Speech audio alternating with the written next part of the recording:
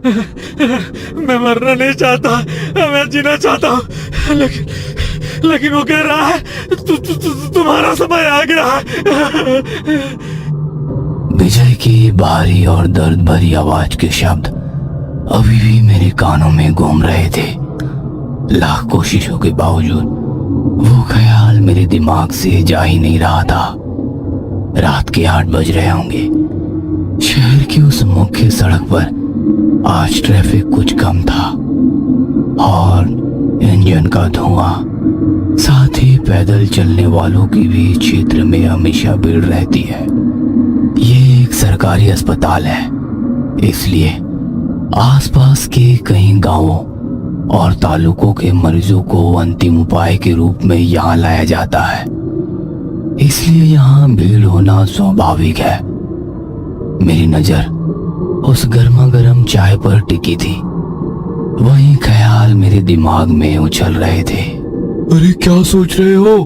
तभी विनोद की आवाज सुनाई दी और मैं होश में आ गया। हाँ, क्या? कुछ नहीं। विजू के वो शब्द दिमाग से जा ही नहीं रहे हैं यार। अरे ज्यादा मत सोचो, चाय ठंडी हो जाएगी। कब से सामने रखी है? मेरी नजर मेरे हाथ के पास रखे गिलास पर गई। उसे देखते हुए मुझे नहीं लगता कि वो ज्यादा दिन निकाल पाएगा। विनोद की बातें सुनकर मुझे एहसास हुआ कि वो इसके बारे में अपने दिल की गहराई से सोच रहा है।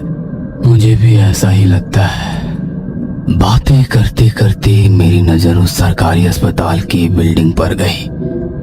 रात होने के कारण सफेद बल्बों की रोशनी में पत्थर से बनी वो पुरानी बिल्डिंग बहुत डरावनी लग रही थी। हमारा एक दोस्त उसी बिल्डिंग के कमरे में मौत से जूझ रहा था। कुछ देर पहले मैं उससे मिल के आया था, लेकिन उससे मुलाकात की बात अभी भी मेरी आंखों के सामने घूम रही थी। मैं मरना नहीं चाहता, मैं जीना चाहता हूँ, लेकिन वो कह रहा है तुम्हारा समय आ गया है। वो सचमुच आंखें भर रहा था, अपने मुंह से दुख भरे शब्दों को बोल रहा था। अस्पताल के बेड पर उसका मुरझाया हुआ शरीर देखकर मैं हैरान हो गया। शरीर? कैसा शरीर? खून चूसा हुआ? नहीं, सिर्फ खून चूसा हुआ नहीं, बल्कि हड्डियों का ढांचा दिखाई दे रहा था। अब वो सिर्फ एक कंकाल था जो ऊपरी त्वचा की खोखली हड्डियों से चिपका हुआ था। मैं उसकी दयनीय स्थिति नहीं देख सकता था। मैंने उसे धैर्यपूर्वक कहा, ये दिमाग का खेल है, चिंता मत करो, डॉक्टर की बताई दवा समय पर लो, सब ठीक हो जाएगा। तभी कांपते होठों से उसने कहा, इन दवाओं का कोई फायदा नहीं है, वो मुझे पक्का ले जाएगा। उसकी बेबस चेहरे की ओर देखते हुए विनोद ने पूछा, कौन? आखिर कौन लेने आया है तुझे, और वो कहाँ है? विनोद के सवाल का जवाब उसके पास तो था, पर उसे बताने की हिम्मत नहीं थी। वो बस रोए जा रहा था, चुपचाप, जैसे एक छोटा बच्चा रोता है। मैं उसकी हालत देख नहीं सका, लेकिन उसकी हालत देखकर कुछ कहने की हिम्मत नहीं हुई। मैं बस चुपचाप खड़ा उसकी दयनीय हालत देख रहा था। अपना ख्याल रखना। विजू के पिताजी किसी गहरी सोच में दीवार का सहारा लेकर हताश लाचार बैठे थे। अपनी बेटी की हालत देखकर उन्हें सदमा लगा था। विनोद उन्हें हिम्मत देने की कोशिश कर रहा था, पर मैं सिर्फ विजू को देख रहा था। सरकारी अस्पताल के जनरल वार्ड में मरीजों को देखते हुए हम दोनों दरवाजे से बाहर आए और चाय की टपरी पर रुक गए। चाय का खाली गिलास लकड़ी पर रख दिया। लेकिन ये कैसे हुआ? पिछले हफ्ते तो सब ठीक था। अरे पैसे कब के दे दिए? चल गाड़ी पर बैठ, चलते चलते बातें करते हैं।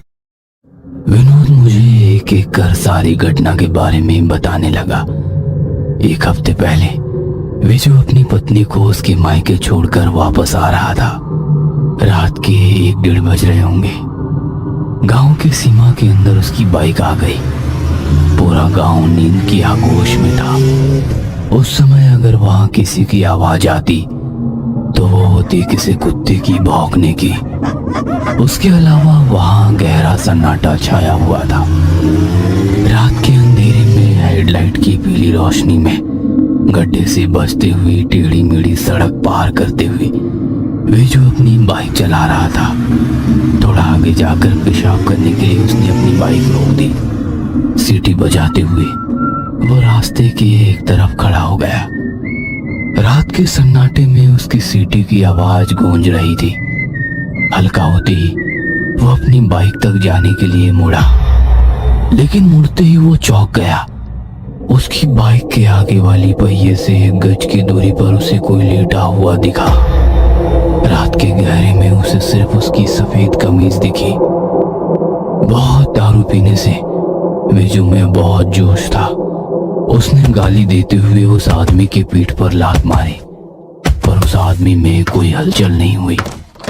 यह देखते हुए वेजू को और भी गुस्सा आ गया।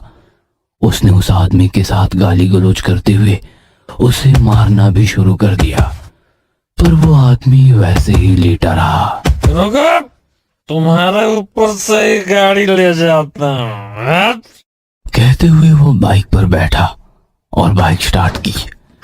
हेडलाइट की रोशनी तो हुई, लेकिन फिर से अंधेरा छा गया। उसकी लाख कोशिश के बाद भी बाइक स्टार्ट नहीं हो रही थी।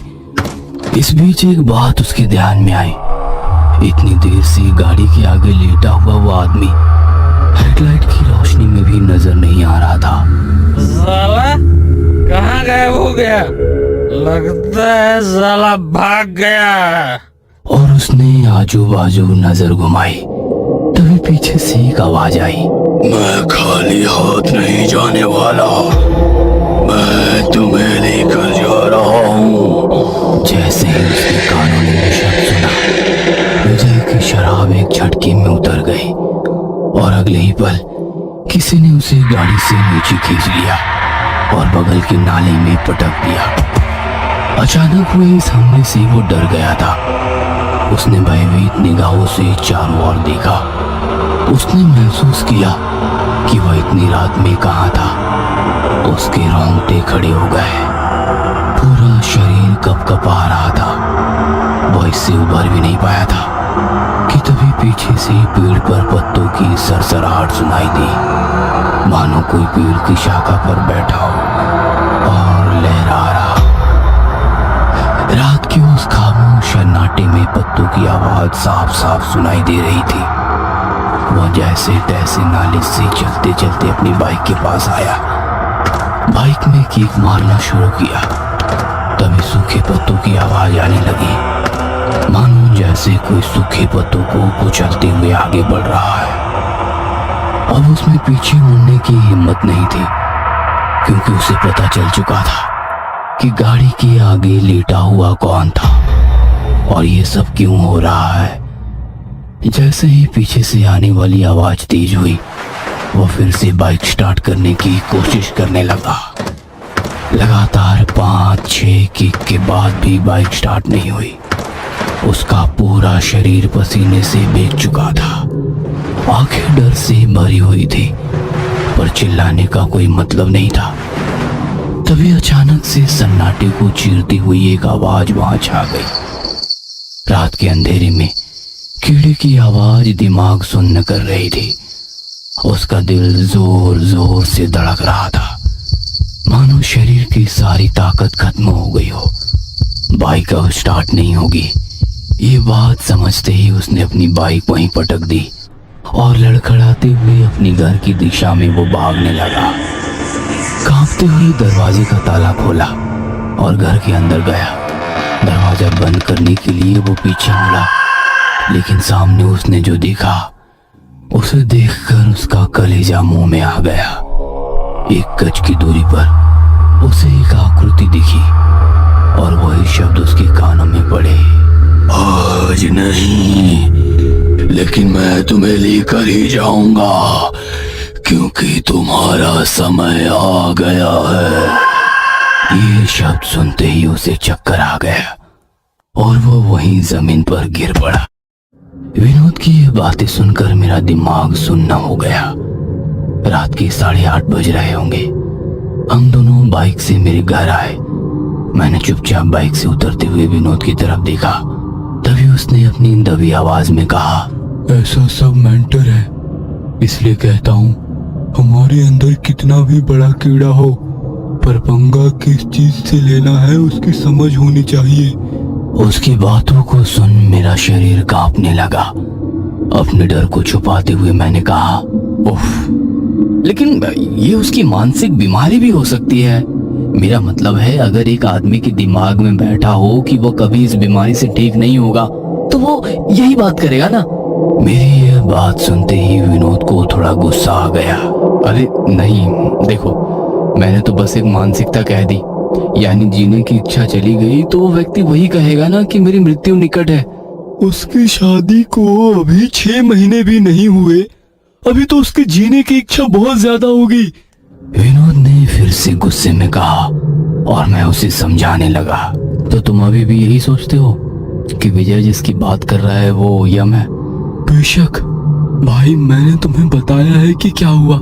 तुम्हें तय करना है कि तुम उस पर विश्वास करना चाहते हो या नहीं, जबकि सबको ये पता है कि वहाँ पर रक्त पिशाच का वास है। किसी ने देखा तो नहीं, पर सुना जरूर है। ये कहकर उसने अपनी बाइक स्टार्ट की और टर्न लिया। तभी मैंने मजाक में कहा, हमारा तो ठीक है रे, लेकिन तुम्हें उसी रास्ते से घर जाना है तो थोड़ा संभल कर जाना। कोई औरत लिफ्ट मांगे तो उसे घर तक पहुंचाने मत लगना, नहीं तो कहीं ऐसा ना हो कि वो औरत तुझे बीजू के बाजू वाले बेड पर पहुंचा दे। तो उसने दबी आवाज में कहा, भाई, अपनी आलिया भट्ट तो क्या, सनी लियोन भी अगर लिफ्ट मांगती है ना तो भी मैं गाड़ी नहीं रोकूंगा। इतना कहने के बाद वो गोगे की चाल से निकल गया। मैं उन घटनाओं में तल्लीन था। मेरा मतलब है, क्या वास्तव में ऐसा हो सकता है? तो क्या वाकई ये सब सच बातें हैं? आज मेरा किसी बात पर ध्यान नहीं था। फ्रेश होकर खाना खाने बैठ गया। रविवार था तो खाने में मटन था। आज मैं उस भरी हुई थाली को बस गोरे जा रहा था। विनोद ने कुछ समय पहले जो घटनाएं बताई थी वो मेरी आंखों के सामने घूमने लगी। मेरा मतलब है, कुछ समय पहले भले ही मैं उसे बता रहा था कि ये चीजें सच नहीं होती, सब दिमाग का खेल है, पर अब मुझे उन सब से डर लग रहा था। उस स्थिति से बाहर निकलने के लिए टीवी चालू किया, लेकिन एक हॉरर फिल्म चल रही थी। मैंने चैनल बदल के न्यूज चैनल लगाया तो वहां भी वीरान हवेली में कैमरामैन भूतों को खोज रहा था। टीवी बंद करके मैंने मोबाइल चालू किया तो यूट्यूब पे स्टोरी टेलर का हॉरर स्टोरी का नोटिफिकेशन आया था। डर के मारे उसे अनदेखा किया तो स्केरी पंपकिन की हॉरर वीडियो स्टार्ट हो गई। परेशान होकर मैंने मोबाइल बंद करके बाजू में रख दिया। आज ये क्या हो रहा है मेरे साथ? जहाँ देखो वहाँ भूत की घटनाएं सामने आ रही है। और उस पर से ये मांसाहारी खाना, जिसे खत्म करना अब मेरे लिए नामुमकिन था। लगभग 11:30 बज रहे होंगे। मुझे नींद नहीं आ रही थी और तभी मुझे एहसास हुआ कि विनोद उस रास्ते से अकेले घर गया था। वो सही सलामत घर चला गया होगा ना? चलो फोन करता हूँ। नहीं, उसकी 1 महीने पहले ही शादी हुई है, मैं उसे परेशान नहीं करना चाहता। और मैं मोबाइल चार्जिंग पर लगाकर बिस्तर पर लेट गया। रह रहकर विजू का ख्याल मेरे दिमाग को कुतर रहा था। सूखा बदन, मायूस चेहरा आंखों के सामने से जा ही नहीं रहा था। रक्त पिशाच, यहाँ के लोग कहते हैं कि एक बार पिशाच ने तुम्हारे शरीर पर कब्जा कर लिया तो वो तुम्हारे शरीर को भीतर से कुरेदने लगता है। वो खून को सोख लेता है और बिना खून के शरीर सफेद दिखने लगता है। अब रात के इस खामोश सन्नाटे में बिजू की वो हालत और विनोद की कही वो सारी घटनाएं मेरे मन में एक अलग सा डर पैदा कर रही थी। तभी मन में एक ख्याल आया, विजय अब क्या कर रहा होगा? और उसे ले जाने आया हुआ रक्त पिशाच अब क्या कर रहा होगा? इस रात के अंधेरे में अस्पताल के बिस्तर पर लेटे हुए विजू के आजू बाजू वो होगा। या वो एक कोने में बैठकर अपनी चौड़ी आंखों से विजू को घूर रहा होगा, या उसके बेड पे पैरों के पास बैठा होगा, कहीं उसके बेड के नीचे बैठा होगा तो अब वो रक्त पिशाच कहीं अस्पताल में होगा या फिर अपनी जगह यानी कि नाले के पास गया होगा। हम दोनों विजय को देखने गए थे तो रक्त पिशाच ने तो हमें भी देखा होगा, फिर वो मेरे साथ क्यों नहीं आया? मैंने आज मटन खाया, उसका स्वाद भी नहीं लग रहा। बाप रे, सिर दर्द होने लगा। अजीब अजीब ख्याल दिमाग में आने लगे और मैं बेचैन हो रहा था। और तभी चार्जिंग पर रखे मोबाइल पर मैसेज की टोन बजी और मेरे दिल की धड़कन थम सी गई। उठकर अपना मोबाइल साइलेंट किया और फिर से बिस्तर पर लेट गया।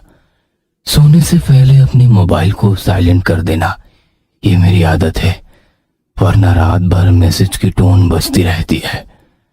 उसमें आज माहौल थोड़ा ज्यादा ही डरावना था। बिस्तर पर लेटे लेटे मैं बस करवटें बदल रहा था और विजू के बारे में सोच रहा था। वैसे विजू और मेरा ज्यादा घनिष्ठ संबंध नहीं था।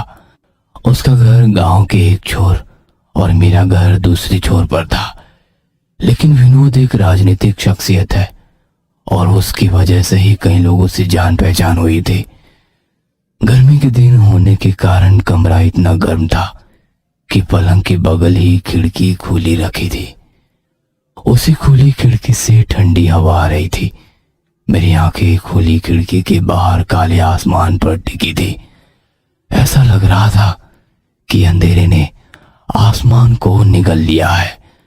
उसे देख मैं एक ही बात सोच रहा था और वो ये कि विजू के साथ घटी हुई घटना और उस रात हुई एक और घटना का आपस में कुछ संबंध है, क्योंकि उसी रात एक घटना घटी थी जब विजू के साथ वो भयानक घटना घटी, लेकिन विनोद को उस घटना के बारे में कुछ भी नहीं पता था। उस रात कुछ जवान लड़के सकपाल के कुएं पर इकट्ठा हुए। दिम्प्या यानी कि दीपक ने जमीन पर रखे लाल मोटे थैले से उल्टे पंख वाला लाल काला और एक लाल रंग की 2 मुर्गे निकाले। गन्या यानी कि गणेश खाना बनाने में माहिर, वो पसीने से लथपथ छोटी लकड़ियां कागज जमा कर रहा था। फिर उसने वहां से 6 पत्थर लिए और चूल्हा जलाया। माजिया यानी कि मंजूनाथ ने कुएं की ओर मुंह किया और कुछ पटपटाते हुए हाथ जोड़े। बाकी लोग अपना अपना काम कर रहे थे। कुछ देर बाद मांजिया ने थैली में हाथ डाला और कपड़े में लपेटी हुई एक चीज बाहर निकाली। उसने एक हाथ से मैला कपड़ा हटाया। कपड़ा हटाते ही स्टेनलेस स्टील का चाकू उसके हाथ में अंधेरे में भी चमक रहा था। थोड़ी देर के लिए पंखों की फड़फड़ाहट कानों पर पड़ी और सब कुछ शांत हो गया। चावल पक गए थे और गड़िया ने काटा हुआ मांस बर्तन में डाला। थोड़ी देर में वो भी अच्छी तरह से पक गया था। खाने से पहले प्रसाद को निकालकर कुएं के पास एक स्थान पर रख दिया गया। सभी भोजन पर टूट पड़े। बचा हुआ खाना उसी कुएं के पानी में मछलियों को डाला। रात 11:30 बजे सभी घर लौट आए और उसी रात विजू का एक रक्त पिशाच ने पीछा किया। अब मैं कुछ बातें समझने लगा था। उस रात शरीर का जन्ना करने के लिए वो सभी जवान लड़के कुएं पर जमा हुए थे। शरीर का जन्ना रक्त पिशाच से प्रभावित व्यक्ति को कुछ समय के लिए उस परेशानी से मुक्त करने के लिए होता है। ये कुछ वैसा ही होता है जैसे हम किसी की नजर उतारते हैं, बिल्कुल वैसा ही। इस क्रिया में जिस स्थान पर रक्त पिशाच का दबदबा होता है उस स्थान पर बलि देकर वही मांस पकाकर कुछ गिने चुने शरीर के अंग नवेद के रूप में एक जगह पर रखे जाते हैं और फिर बचा हुआ मांस उसी जगह पर खाना पड़ता है। जो कुछ भी बचता है उसे वहीं छोड़ देते हैं। एक भी दाना घर नहीं ले जाना होता है, यही नियम है। नींद खुली तो सूरज काफी ऊपर आ चुका था। नींद भी पूरी हो चुकी थी। पर फिर एक बार कल रात के उन ख्यालों ने मेरे दिमाग में हलचल शुरू कर दी। पर मुझे उसके बारे में पूरी तरह जानना था। मैं तैयार होकर बाइक की चाबी और चार्जिंग पर रखा मोबाइल लेकर निकल पड़ा। मेरे मन में उत्साह के साथ साथ डर भी था। सरकारी अस्पताल के सामने गाड़ी रोक दी। मुझे वहां वही उदासी और डर महसूस होने लगा। तेज कदमों से चलते हुए विजू के बेड के पास पहुंच गया। मुझे देखते ही उसके चेहरे पर संतोष दिखा। शायद अस्पताल की बेड पर दिन रात पड़े पड़े अचानक किसी अपने को देखने का आनंद ही अलग होता है। कैसे हो अब? उसकी आंखों में आंसू आ गए। आज वो कल से ज्यादा कमजोर लग रहा था। क्या हुआ था उस रात? जैसे ही मैंने उत्सुकता से पूछा, उसने एक भावहीन चेहरे के साथ बगल की खिड़की से बाहर देखा। वो कुछ सेकंड के लिए चुप वैसे ही बैठा रहा और फिर मेरी तरफ देखा और कुछ ऐसा कहा जो मुझे पहले से ही विनोद से पता चल गया था। उसने आगे कहा, उस रात में जैसे तैसे घर आया। अगले दिन जब उठा तो घर का दरवाजा खुला था। घर के अंदर मैं फर्श पर पड़ा वहीं सो रहा था। लेकिन जब मैं उठा मुझे कमजोरी महसूस होने लगी। मैं ठीक से खड़ा भी नहीं हो पा रहा था। मैंने सोचा जो हुआ एक बुरा सपना होगा। पर जब मैं बाहर जाकर देखा कि दरवाजे के बाहर मेरी बाइक नहीं है तो महसूस किया कि वो सपना नहीं था। जब मैं अपनी बाइक लेने के लिए उस जगह पर गया तो मुझे एहसास हुआ कि मैंने गलती से रक्त पिशाच के लिए सड़क पर रखे प्रसाद पर पेशाब कर दिया था। अब वो मुझे लेकर ही जाएगा और जिसकी बाधा उतार कर वो उतारा रखा था उसे भी साथ ले जाएगा। उसकी बातों को सुनकर मेरे शरीर के रोंगटे खड़े हो गए, क्योंकि उस रात मेरे शरीर का उतारा हुआ रखा गया था। हाँ, मेरे शरीर से मुझे बाधा थी। हाँ, मैं ही बाधित था। कुछ दिन पहले तेज धूप में मैं पगडंडी के रास्ते अपनी बाइक से घर आ रहा था। तभी मुझे सड़क से दूर कुएं के पत्थर की दीवार के पीछे एक आदमी खड़ा दिखाई दे रहा था। एक सफेद आदमी। तेज धूप में उसके शरीर पर कमीज और सफेद पतलून दिखाई दे रही थी। मुझे समझ नहीं आया कि वो कौन था, क्योंकि उसका चेहरा दूसरी तरफ था।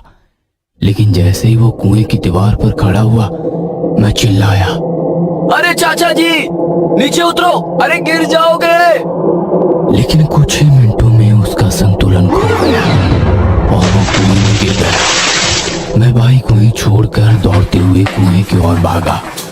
मैं उसे बचाने के लिए कुएं में कूदता कि तभी मेरी नजर कुएं के पानी पर गई। कुएं का पानी शांत था। पर ये कैसे मुमकिन है? छोटा पत्थर भी पानी में डालते हैं तो कुछ मिनट तक तो बुलबुले रहते हैं, पर अभी तो एक आदमी पानी में गिरा है, तो फिर इतना शांत कैसे? दूसरे ही पल मुझे एहसास हुआ कि मेरे बगल में कोई खड़ा है। 1 गज की दूरी पर। मेरी धड़कन थम सी गई। मैंने बगल में देखा तो कोई नहीं था। फिर वही एहसास जैसे कोई मेरे पीछे खड़ा हो। चिलचिलाती गर्मी में मेरे रोंगटे खड़े हो गए। जल्दी जल्दी मैं नीचे उतरा, बाइक खड़ी की। तभी एक आवाज मेरे कानों में आई। आवाज खिलखिलाहट की आवाज, जैसे कोई कुएं में तैरने का आनंद ले रहा हो। एक बार फिर मेरी नजर कुएं की ओर गई और कुएं पर वही आदमी पीट करके खड़ा दिखा।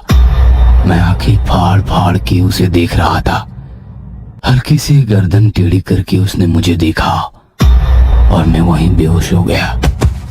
उस दिन के बाद मेरी तबीयत बिगड़ने लगी। मेरे हाथ पांव भारी हो गए।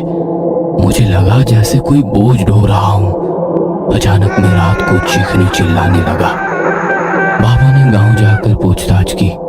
दिव्या, गणिया, मंजा मेरे चचेरे भाई है। मैंने उन्हें गांव से बुलाया ताकि पड़ोसियों को पता ना चले। सब कुछ सही रूप से चला, लेकिन विजू से गलती हो गई। मुझे हुई बाधा विजू को हो गई थी। कुछ भी करके विजू को बचाना होगा, क्योंकि उसके बाद वो पिशाच मेरे शरीर पर कब्जा करेगा। फिर वही हाल होगा, शरीर का कुतरना, मरने की यातना। और इस बार कोई उतरा और कोई प्रसाद काम नहीं करने वाला। मैंने तय कर लिया विजू को बचाने का। उसके लिए नहीं, पर और खुद के लिए। पिताजी को सब कुछ बताना होगा। हताश विजू की ओर देखते हुए मैंने कहा, विजू देखो, तुम चिंता मत करो, एक शख्स है जो तुम्हें ठीक कर सकता है। संजू, तुम झूठी उम्मीदें क्यों दे रहे हो? कोई फायदा नहीं होगा। वो हताश, निराश और भारी मन से कह रहा था, पर मैंने हल्की सी मुस्कान देके कहा, चिंता मत करो, मैं उन्हें यहाँ बुलाता हूँ, ठीक है? पर तुम जीने की उम्मीद मत छोड़ना। मेरी बातों से उसे थोड़ा धीरज आया। उसके चेहरे पर एक तरह की संतुष्टि दिखी। तभी मेरे मोबाइल की घंटी बजी। मैंने जेब से फोन निकाला। विनोद की छोटे भाई का कॉल आया था। बेड से दूर होते हुए मैंने कॉल उठाया। उसने कुछ झिझक के कहा, अरे भाई कहाँ है? कब से कॉल कर रहा हूँ। क्यों, क्या हुआ? एक काम से बाहर आया हूँ। अरे जहाँ हो वहां से जल्दी आ जा। वो थोड़ा डरा हुआ था। मेरे मन में संदेह होने लगा। मुझे लगा कि कुछ गलत हुआ है। उसके चारों ओर महिलाओं की रोने की आवाज आ रही थी। विनोद कल अकेले उस सड़क से घर गया था। मेरे मन में बुरे ख्याल आने लगे। मैंने फिर कांपते स्वर में उससे पूछा, क्या हुआ? विनोद कहाँ है? वो कुछ कहता तभी कॉल कट गया। जल्दी जल्दी मैंने उसी नंबर पर कॉल लगाया। दिमाग सुन्न पड़ गया था। कुछ तो जरूर हुआ है। यानी कि कल मेरे दिमाग में आने वाले ख्याल सच थे। हम मिलने आए थे तब उस पिशाच ने हमें देखा होगा और हमारा पीछा किया होगा। फिर विनोद को अकेले में उस पिशाच ने पकड़ लिया होगा।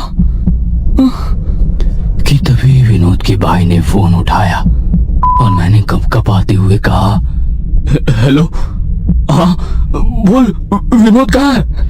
मेरी बातें सुनकर वो उसी गंभीर स्वर में कहा, शमशान में। उसकी बातें सुनकर मेरे पैरों तले जमीन खिसक गई। मेरे मुंह से एक भी शब्द बोले नहीं जा रहे थे। यानी कि जिस बात का डर था वही हो गया। अरे क्यों? क्या हुआ? ऐसा क्यों बोल रहे हो? अरे सारे मेहमान आ गए।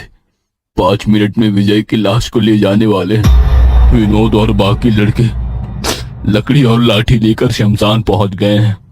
तुम भी सीधे शमशान आ जाओ। उसकी बातें सुनते ही मेरी आंखें सफेद हो गई। हाथ से फोन जमीन पर गिर पड़ा। मैंने पूरी बेबसी से सामने की तरफ देखा। उस जनरल वार्ड में मरीजों के परिजन मुझे शक भरी निगाहों से घूर रहे थे। मुझे चक्कर आ गया और मैं वहीं जमीन पर गिर पड़ा और मेरी नजर विजू के बेड पर गई। वहां कोई नहीं था, पर बेड के नीचे वही आकृति दिखाई दी और उसने मुझसे कहा, तुम्हारा समय आ गया है।